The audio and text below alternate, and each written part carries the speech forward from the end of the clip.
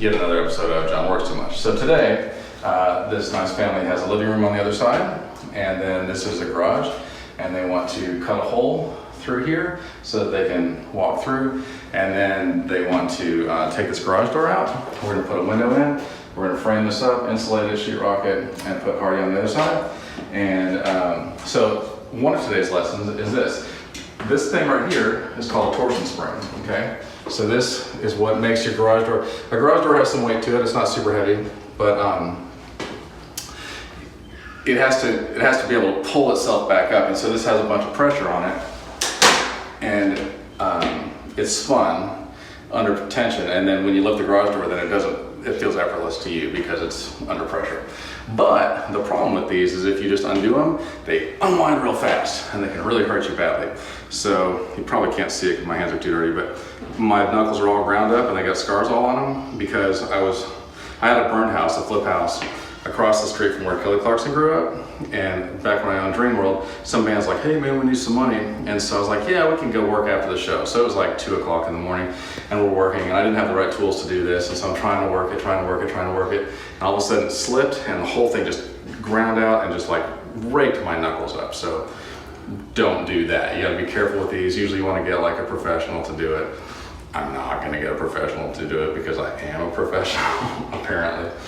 So anyway, that's what we're gonna do today. Is that, what else are we gonna talk about, Lincoln? Any kind of important life lessons you wanna talk about? Money. Huh? Money. All right, so a lot of people ask me, John, how do you flip houses? And this happens to me all the time. Several times a week, somebody's like, can I take you out to lunch or whatever, and will you teach me how to flip houses? I had one person say, can I take you out to coffee, talk to you for about 15 minutes, pick your brain, and then kind of learn what you know. And I'm like, bro, it'll probably only take about 3 minutes, and that last 12 minutes will just be cuddling or whatever. I'm gonna give you everything you need to know about flipping houses. You ready? You buy a house for cheap, you fix it up, you sell for more. That's pretty much it. All right, here's your lesson. Oh, hey there. So remember a few minutes ago when I was like, hey, we're gonna cut a hole in this wall so that we can go from the living room into this garage? We did it. It's pretty simple.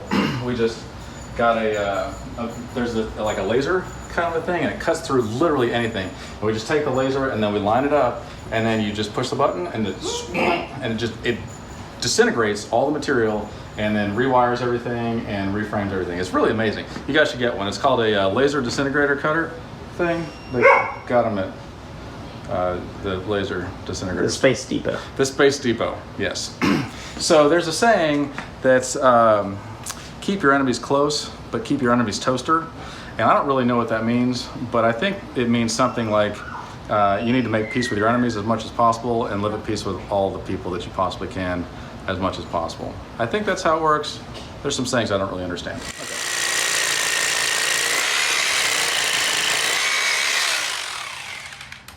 All right, so whenever you're framing, you have to have pressure treated, which is the green stuff, on the ground, and then we anchor in. This is called a hammer drill, and that's a 1/2 inch bit. So this does just a drill or a hammer drill, which means it pounds and then twists, or just a hammer. So you can like jackhammer under tile or something like that. Okay.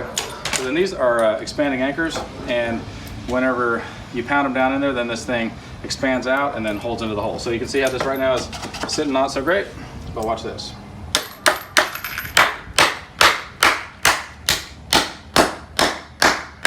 Going nowhere now.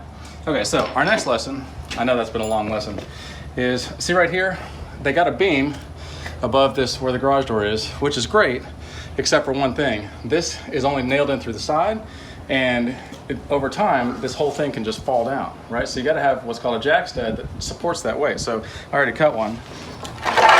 And what that means is that from here, you wanna be underneath that. So then this is holding the weight here, and we gotta do the same thing on the other side. So let me get another in here. So you shoot that sucker in there.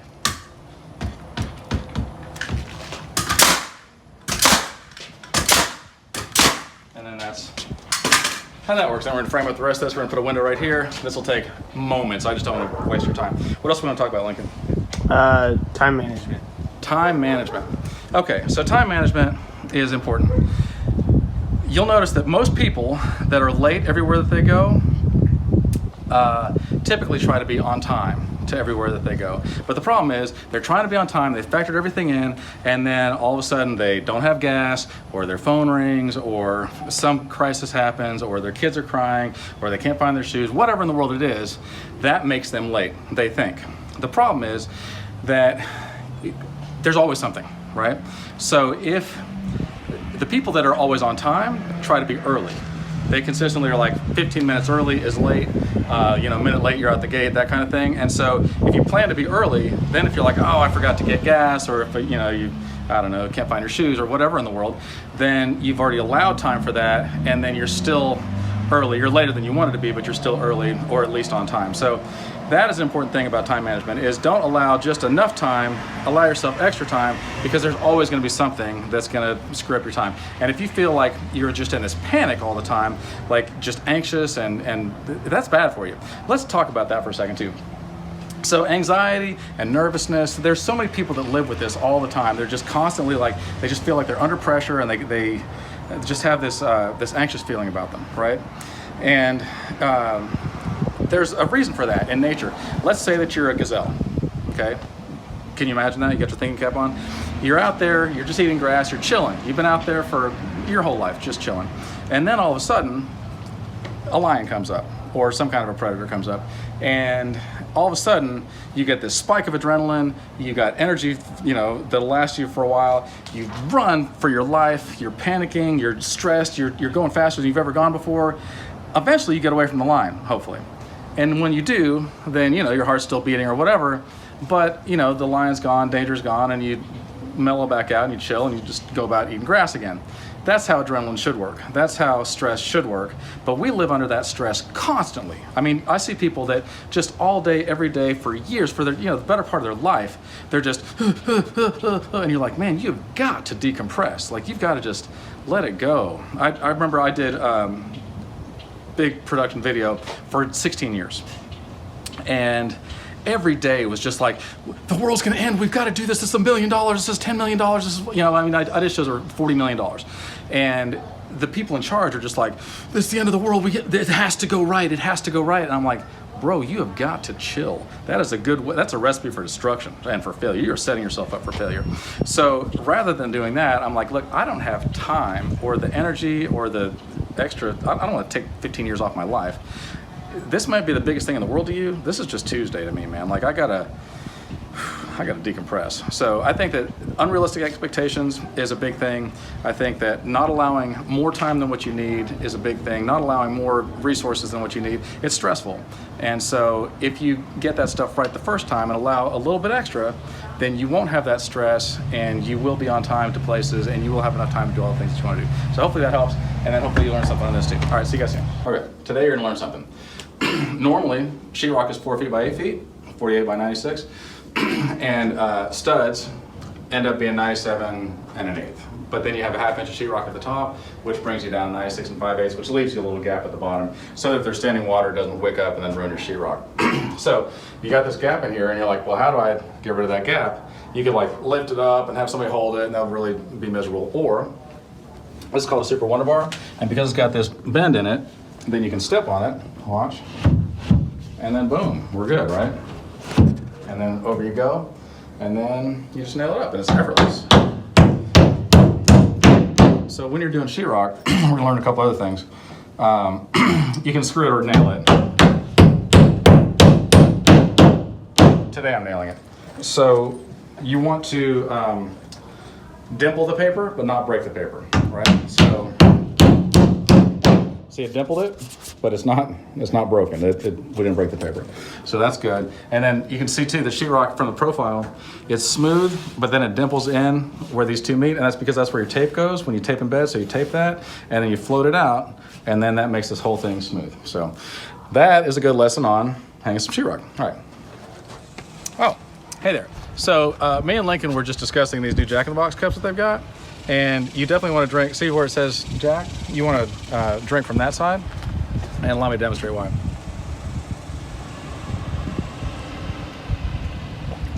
No problems, right? But if you drink from this side, over here where it says... I told him, drink from this side. All right, well. See, it's just bad. It just doesn't end up well. Works a lot better. Yeah.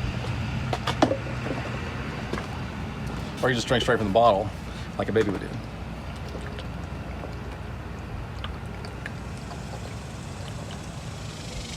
That's disgusting. I know. I slept like a baby last night. And by that I mean like got up and cried every 2 hours and wished I had a titty in my mouth. By the way, ladies, if you're thinking I got a crush on John and he knows it, I don't know it. You're gonna have to like send me $100 so I know that you're serious.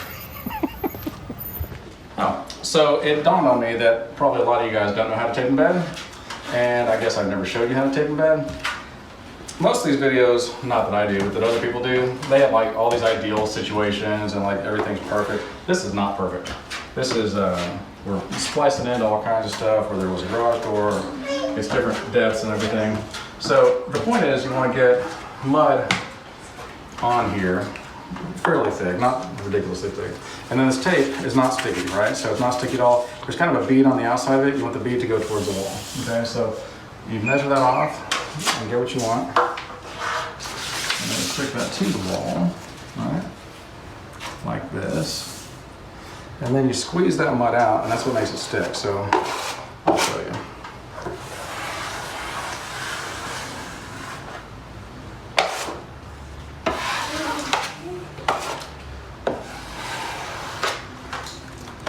So on this one, we had to do a joint real close to this corner joint. So I'm gonna show you how to do that too, because that's important. I'm trying to show you like several different things. So this is an inside corner, and I'll show you the difference. So inside corner is this part, and then this is an outside corner here. All right, so outside corner, inside corner.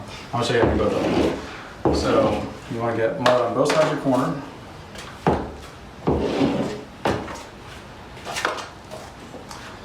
Hopefully I've got enough mud to show you all this stuff.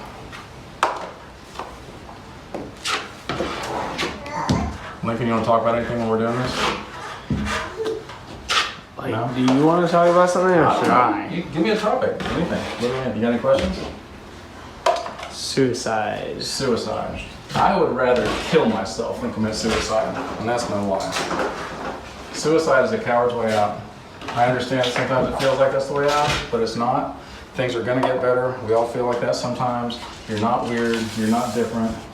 This is something we all deal with, but you got to just push on through, because it doesn't actually take away your pain. It just means that you have no hope to make it better. So stick with it. God's gonna be with you. If you're really thinking about suicide, in all seriousness, call me. I'll answer anytime. Okay, so you want to squeeze that mud out.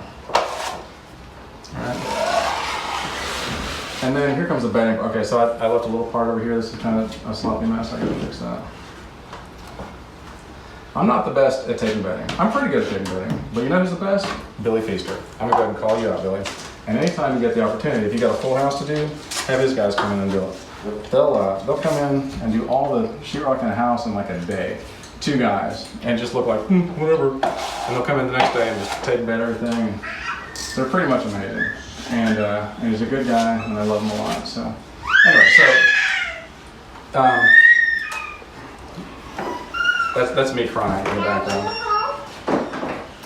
So then you want to mud it, right? So that's the tape part, and then this is the tape and bedding part. So here we're gonna bed this, which means, and I'm kind of taking more strokes than I need to, but you see how that looks?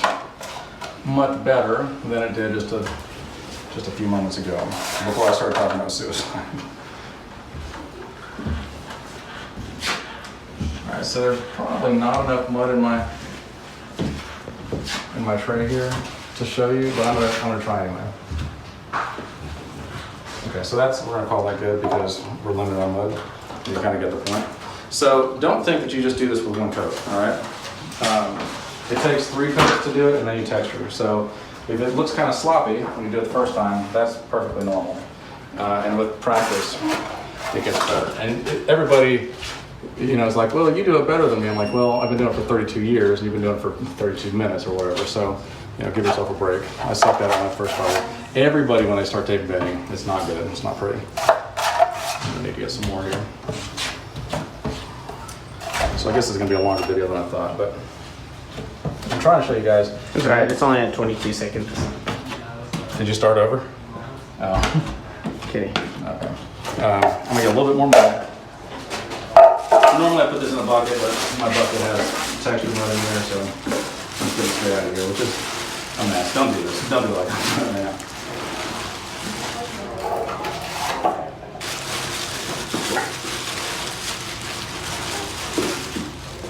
So all you do to texture is take the same mud and then water it down, and it gets real runny. You put it in a hopper and then spread it up on the wall. All right, so then you get this on both sides of your corner. This is the outside corner, right? And then there's this stuff called corner bead, and it costs a little bit of money. It's, I think about $7,000 a stick, but it's totally worth it. And it's not really $7,000 a stick, it's like $4 or $5 a stick, but totally worth it. And it comes in 8-foot sticks or 10-foot sticks, and I'll show you how it works. So now we find the piece already cut. Oh, here it is. Right here. And then this sticks in place, right? But you're not done yet. That's just the start. So it looks better than it did, but not as good as it will. Then we take that and press this down, get the extra mud out of there.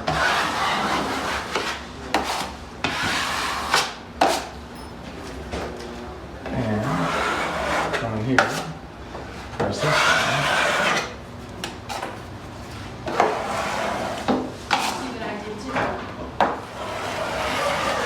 And now, where are you, Brian? And now you want to bed that as well. So it gives you a nice bead to come off of, so that you get a nice smooth looking line. And you want to come from the top and then from the bottom, because if you come in the middle somewhere, then you end up with lines. It just happens.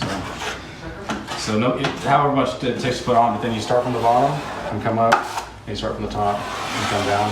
You kind of overlap that. Get this stuff off of here. And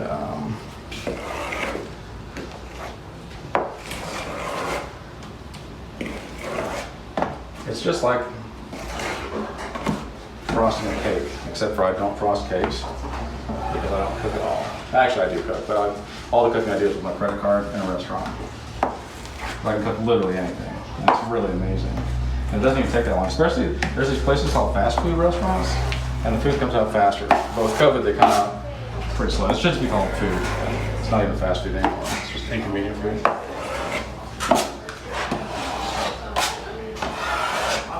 And then get this little yuck off there, and then boom. So that is a straight joint, an inside corner, and an outside corner, and how to do it, right?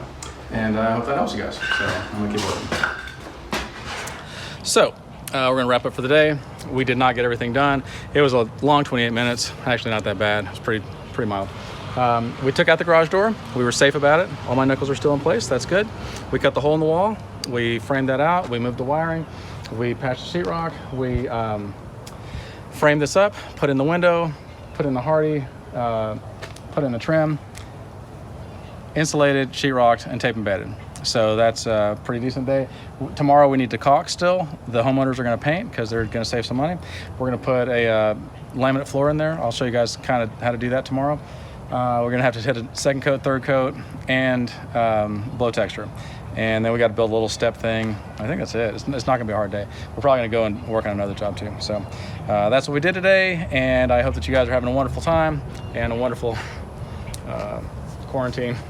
For those of you that actually quarantine, I know I don't ever. I haven't quarantined for 20 minutes, but I hope that you are. Cover your mouth. Huh? Cover your mouth. I ain't gonna cover my mouth. I don't believe in any of this stuff. All right, bye.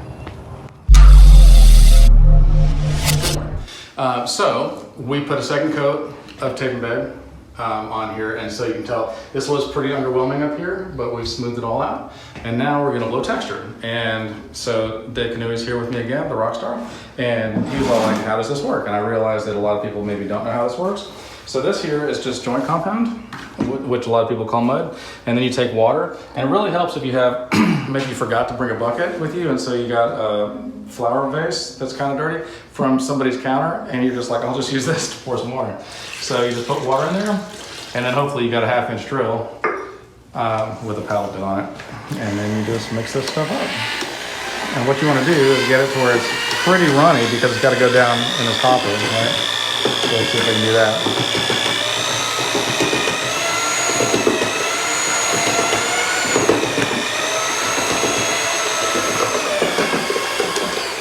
So you want to be able to like lift up, and it's pretty loose, pretty runny.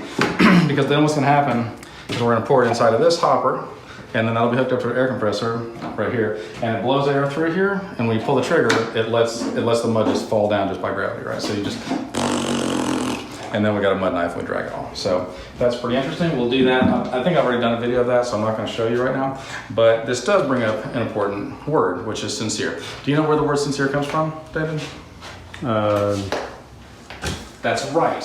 It's a Greek word, sincere, and it meant without wax, right? And you're like, what does that mean, and why is that important? Well, whenever they were making marble statues, let's say you're working on this thing for days or weeks or months or whatever it is, maybe your whole life, and you're all tink, tink, tink, tink, and all of a sudden you're like, chip, oh darn it, there went the nose or whatever, right? A piece of the shoulder or something. They would take wax and they would melt that and they would smooth it over, and then at a glance you're like, that looks pretty good.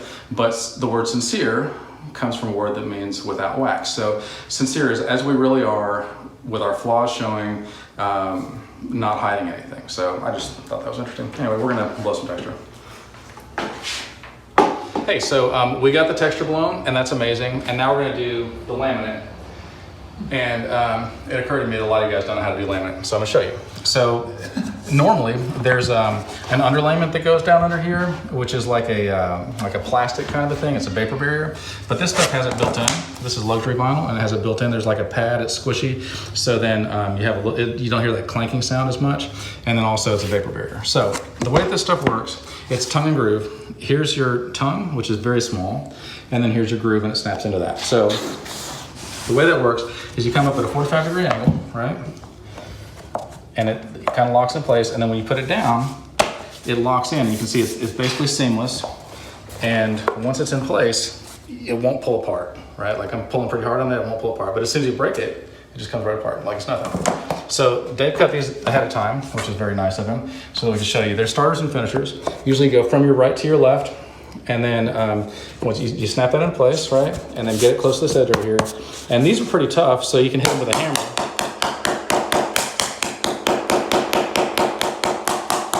And once that's smooth across, then we're good, right? So then we're gonna come over here to this next one.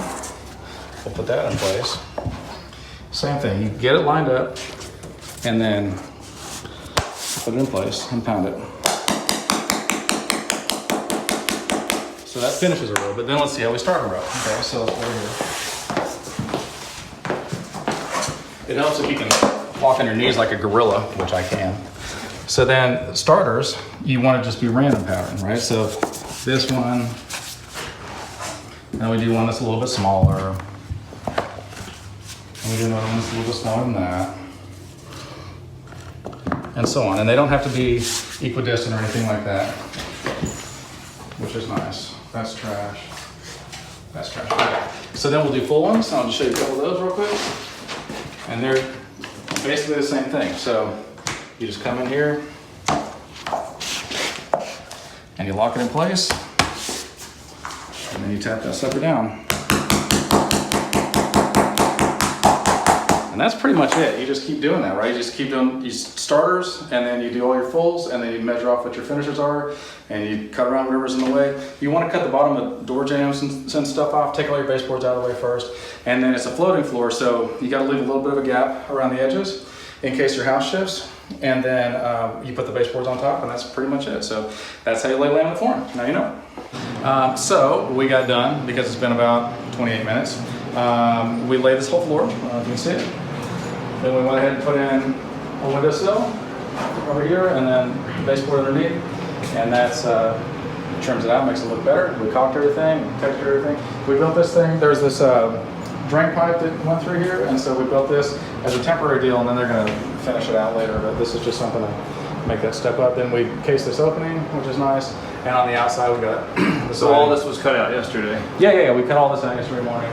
This was a garage? And this was a garage door yesterday, and we cut all that, we took all that out and then framed all this up. So this was the garage right here? Yep, and this is the garage door right here. And then we framed it, we took out the garage door, framed it up, insulated it, sheetrock taping bed, put it in the window, decking and siding and caulk on the outside. And so this right here was not here either? This wasn't here, no. That's nice. All this was done in a day and a half. I mean 28 minutes. How long? 28 minutes, a day and a half. Yesterday, I think we only worked maybe 10 hours, and then today, like 4 or something like that. It's not bad. Wow. All right, so see you guys later. We're gonna go do another job.